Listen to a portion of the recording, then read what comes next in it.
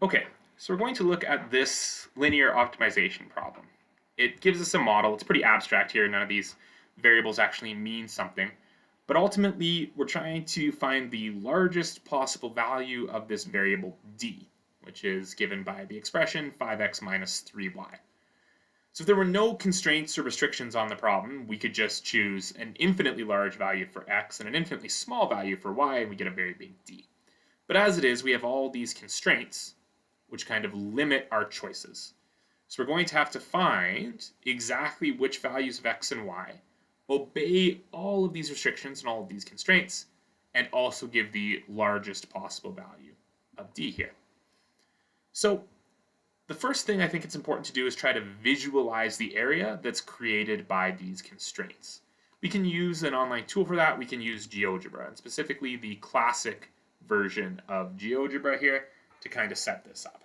So in the input fields of GeoGebra, we're just going to write out the constraints. Now, in a case like the first one, which tells us that 0 is less than or equal to y, and then that y is less than or equal to 10, I'm going to split that up into two separate constraints. So I'll write one of them, 0 is less than or equal to y. Now to create that less than or equal to symbol, I just typed in the less than sign, and then I typed equals, and it created it for me. And then I also want another constraint. Oops, there we go. I want y to be less than or equal to 10. All right, so if I zoom out a little bit here, you can see that I've now created this central blue region where I have numbers above 0 on the y-axis and below 10 on the y-axis. Let's do the same thing for x. So let's take the fact that minus 5 is less than or equal to x, and add in the fact that x is less than or equal to 5. Now I'm going to change the colors of these two regions a little bit. I'm going to go to settings, and I'm going to go to color, and I'm going to make them both red. So I'm going to make that one red, and then this one I'm also going to make red. Perfect. So now we can kind of see a little bit more precisely what the x values are doing. They're giving me numbers above minus 5 and below 5.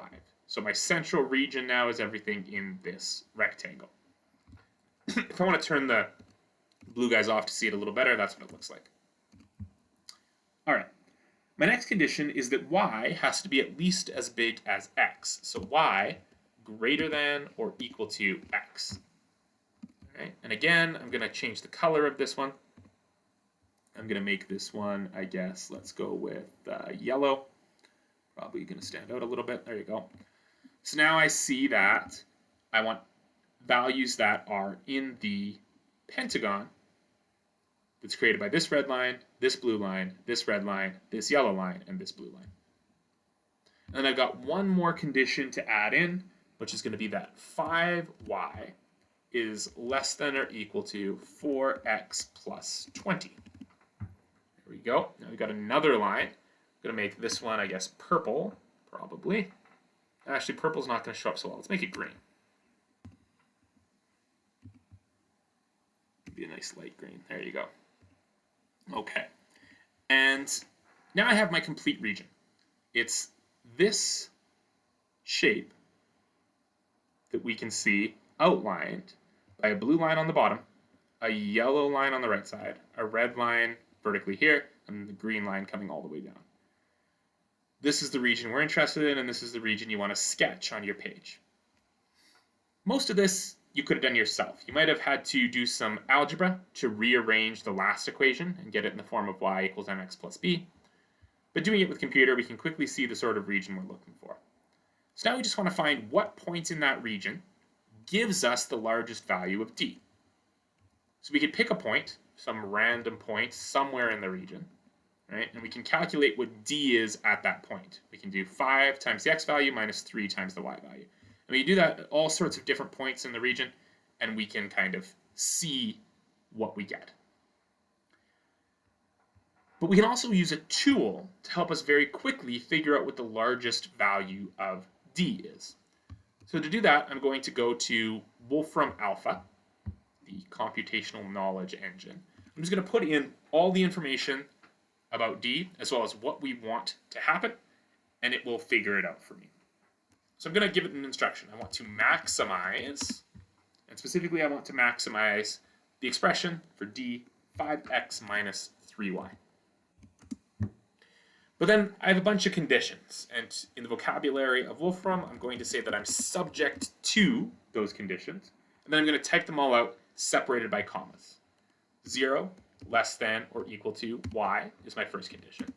Y less than or equal to 10 is my second. Those are those two vertical blue lines in my diagram. Minus 5 less than or equal to x, and x less than or equal to 5. Those are the two red lines. Y greater than or equal to x was that yellow diagonal line. And finally, that's a V. Finally, 5y is less than or equal to 4x plus 20.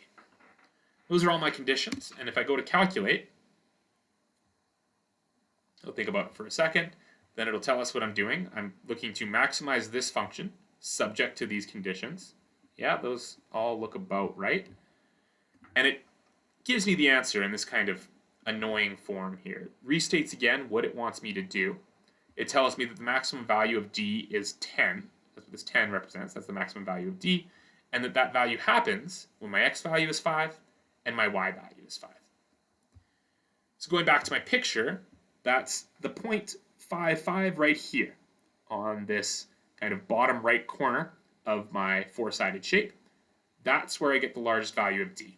The value I get is 10, and it happens when x is 5 and y is 5. So practice using these two tools, GeoGebra to help you visualize what's going on, and Wolfram to help you find that maximum value and where it occurs.